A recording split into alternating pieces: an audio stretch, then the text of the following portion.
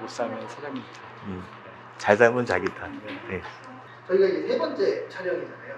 많은 분들이 나오신 게 처음이라 제가 준비한다고 열심히 준비했는데 편집 잘해서 올리도록 하겠습니다. 그 8년차 남편은 한 1시간 있어야 도착한대요. 이제 제일 먼저 자기소개 좀 해주세요. 경기도 수원에 살고 있고요. 한국 나이로 이제 41년차 올해 입국해서.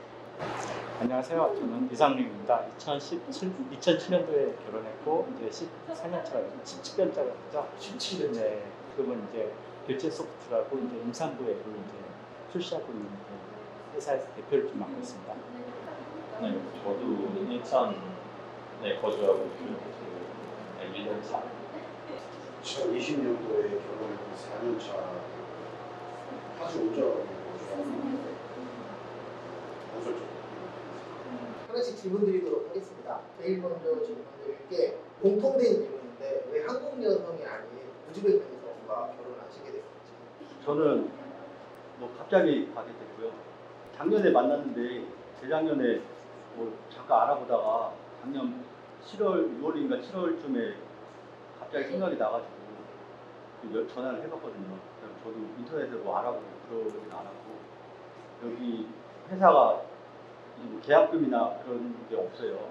구속력이 있는 뭐 그런 조항이나 뭐 계약이 없어서 일단 그냥 부담 없이 갔다 오자고 생각해서 갔다 왔고요. 그러다 보니까 만나서 잘 맞을 것 같은 마음에 드는 뭐 그런 여자분을 만나가지고 결혼하게 됐어요. 많이 알아보지는 않았는데 여기 회사가 뭐 이렇게 계약을 해가지고 뭐 1,000만 원이다, 뭐 1,500만 원이다 이렇게 계약을 하고 가는 게 아니에요. 그래가지고 그냥 여행으로 한번 가보자.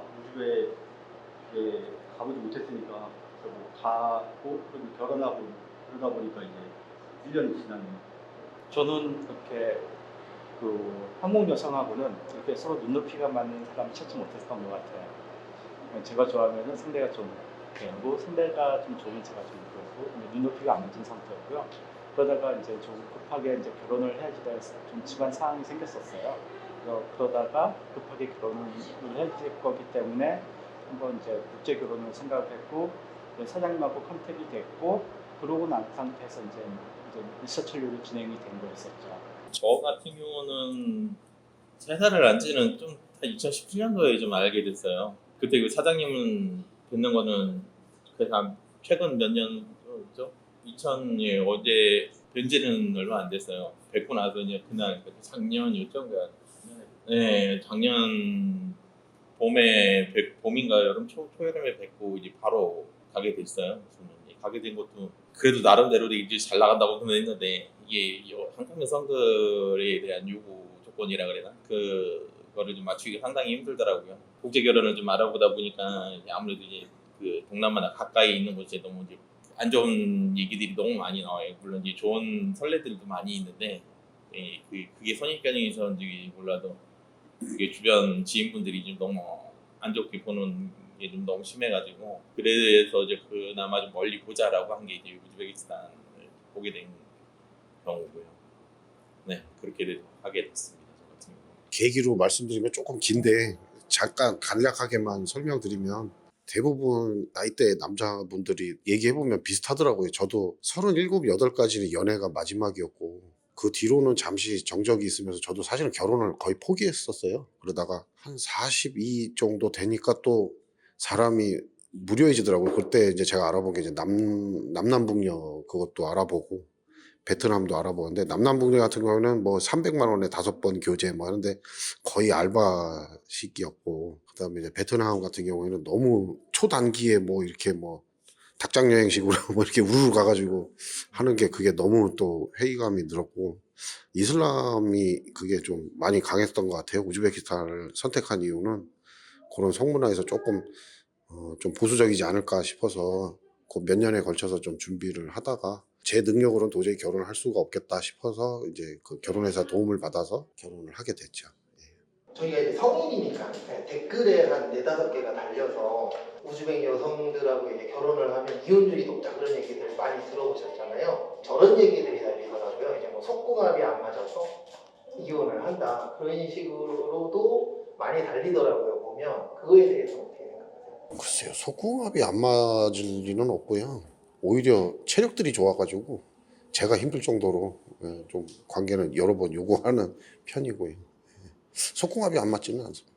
체력이 일단은 좀 남달라요. 이제 한국 여자들하고 이제 보통 이제 저도 이게 한국 여자 경험이 있다 보니까 그 일단은 이제 근본적으로 이제 근력이나 이런 부분 차이가 확실하게 좀 달랐더라고요. 아무래도 이게 젊은 사람들이라서 그런지 몰라도 그거 말고는 따로는 없어요. 단순히 그 이제 받아들이는 것 때문에 그런 것 같아요. 남자들이 보는 관점이 거기 초점이 맞춰져 있긴 한데 다른 게 확연하게 달라요. 한국 여자들하고. 그러다 보니까 그러니까 어느 정도로 이제 내가 이제 한국인처럼 생각을 한다 그러면은 거의 좀 만나기 힘들다 그런 생각이 좀 많이 들어요. 그거는 이제 다른 거를 이제 내가 받아들일 줄 알아야지 그나마 좀 이제 생활하는데 좀 보통이 된다. 그걸 것 같아. 그런 차이가 좀 많이 커요. 제가 보는 관점에서 보면은.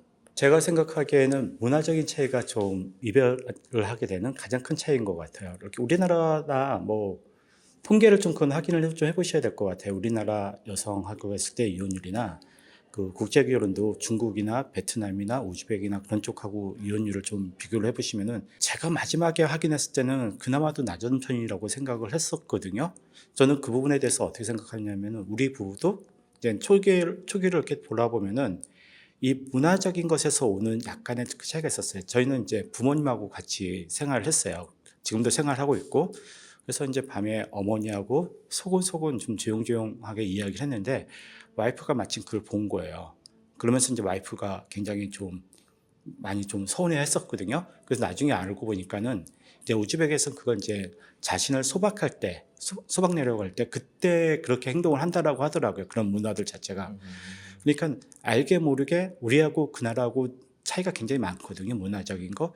거기서 이렇게 오는 게 저는 가장 크고 두 번째는 비교에 대한 부분이 있는 것 같아요. 와이프가 처음에 우리도 이제 우즈벡에 갔을 때 처음 이제 그 여성들을 만나는 거지만은 우즈벡 여성도 한국에 오면은 처음 이렇게 사는 거거든요. 그러면은 한국에서 이렇게 생활을 하는 우즈벡 여성들하고 알게 모르게 네트워크는 가져가고 있어요. 그렇게 되면은 초기에는 은연중에 비교 같은 것들이 좀 많이 일어날 수가 있어요. 그런 경향에서 이제 좀 트러블이 많이 발생이 되면 그때 이제 힘들어지기 시작하게 되는 거죠. 그래서 저는 문화적인 차이하고 초기 정착했을 때 좀 어려움 이런 부분 때문에 좀 이혼율이 좀 많지 않나 하는 생각을 갖고 있습니다. 그 제가 관찰하고 이건 제 생각인데요. 그 어려운 거는 뭐 어느 나라나 다 똑같이 있을 거예요. 그 여자 문화도 각각 문화가 있기 때문에 다 다른 점도 있고. 첫 번째는 이제 이게 우즈베키스탄이 국제 결혼이 한 500만원에서 1000만 원 정도 더 들기도 하고 남자들이 많이 까다로워요. 제가 보기에는 말도 많고 탈도 많고 까다로워요. 자꾸 여자 쪽만 원인을 찾는데 그게 있고요. 두 번째는 통계가 언제 잡히냐 그게 있거든요. 그래서 제 생각에는 우즈벡 국제 결혼을 해서 한국에 입국할 때까지라도 보면 그게 만나고 헤어지고는 뭐 결혼을 법적으로 결혼한다 그걸 떠나서 일상적으로 있을 수 있는데 우즈벡 국제 결혼이 우리나라 이혼율이랑 별 차이는 없어요. 그러니까 무슨 말이냐면 제가 생각하기로는 통계를 좀 확인해보고 제가 이렇게 공부해보고 있는데 제 생각에 동남아 여성들은 귀화할 때까지 버텼다가 이혼하는 경우가 많은 것 같아요. 제 생각에 2년 걸리거든요. 그때까지 어떻게든 악착같이 버텼다가 이혼하다 보니까 한국 사람끼리의 이혼이 되지 않나 결과적으로. 그래서 우리나라 여성이랑 외국 남성이랑 결혼한 거 1위가 베트남 남자로 알고 있거든요. 근데 귀화한 베트남 여성이 한국 국적 취득해서 베트남 남자랑 결혼하는 게 많은 걸로 그걸로 알고 있어요. 그래서 그러니까 첫 번째는 제가 보기엔 남자들이 특히 우즈벡 국제 결혼하는 분들이 까다롭고 말도 많고 탈도 많다. 그리고 두 번째는 통계가 잡히는 시점이 언제냐. 그래서 제가 보기엔 동남아보다 통계상 이렇게 많아 보이는 거지. 제가 보기엔 그 자연스럽게 보면은 우리나라 사람끼리의 이혼에서랑 퍼센티지랑 별 차이는 없다고 생각합니다. 우즈베키스탄 국제 결혼하시는 남성분들의 생각이 동남아 결혼하시는 분들보다 자기가 수준이 높다고 생각하시는 분들이 많아요. 또 경제적으로도 더 위에 있다고 생각하시는 분들이 많은데 그 점은 저도 어느 정도 동의하는 부분이 있어요. 근데 문제는 뭐냐면 그거를 여자들한테 자꾸 피력하려고 노력을 해요. 근데 여자애들이 느끼기에는 뭐 그 사람이나 저 사람이나 자기가 볼 때는 똑같은 수준인데 자기가 자꾸 수준이 높다고 생각을 하는 거야. 그래서 뭐 한국의 우수성에 대해서 자기의 어떤 우수성에 대해서 자꾸 얘기를 하다 보니까 그거 잘 이해를 못 하시는 분들이 많고, 속공합 부분은 그런 것 같아요. 제가 생각할 때 그 질문하시는 분이 남자는 만족하는데 여자는 만족하지 못한다는 얘기를 한 것 같아. 그거보다는 네. 서양인이라고 생각을 하니까 동양인이 그- 작고 서양인은 크다라는 말이 그런 저는 우즈베키스탄 결혼을 해서 여자들이 내 남편께 작어요라고 얘기하는 건 한 번도 들어본 적이 없습니다.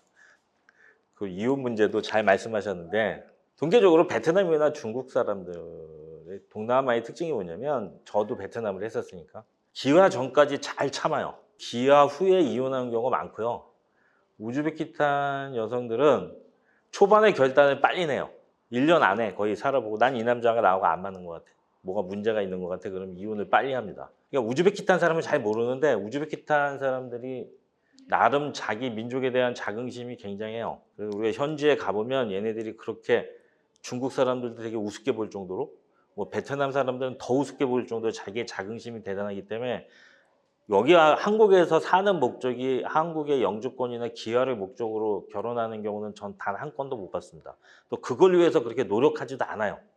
꼭 내가 한국 사람이 돼야지만 좋겠다라고 생각은 하지 않기 때문에, 그 아까 말씀하신 것처럼 제가 알기로는 베트남이나 중국이나 이런 쪽에는 기아한 후에 이혼율이 굉장히 많아요. 근데 우즈베키스탄은 기아 전에 이혼율이 많기 때문에 통계 잡히는 게 좀 틀릴 겁니다. 틀리고, 속공합 문제도 제가 알기로는 내 남편께 작아요, 아니면 내 남편이 잠자리를 못해요, 그래서 이혼하는 경우는 못 봤습니다.